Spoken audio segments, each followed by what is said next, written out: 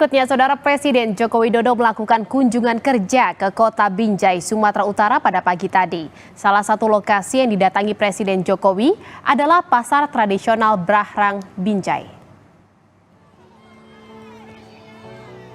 Tiba di pasar Brahrang, Presiden Jokowi langsung menyapa warga. Selain berdialog dengan beberapa pedagang, Presiden juga memberikan bantuan langsung tunai serta sembako.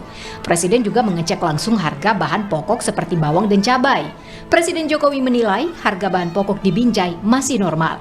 Kedatangan Presiden Jokowi di pasar Brahrang tentu saja disambut meriah warga dan pedagang. Cek harga di Binjai, lihat harganya baik.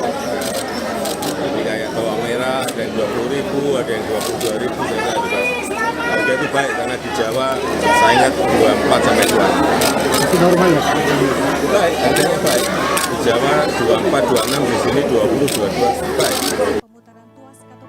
Usai berkunjung ke pasar Brahrang, Presiden Jokowi kemudian bertolak ke Jalan Gunung Sibayak, Kelurahan Tanah Tinggi Binjai untuk meresmikan sistem pengelolaan air minum SPAM Regional Medan Binjai, Deli Serdang, dan Jembatan Aik Tano Ponggol.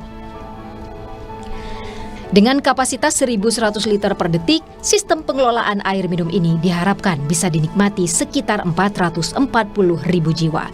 Tim Liputan, Kompas TV, Binjai, Sumatera Utara.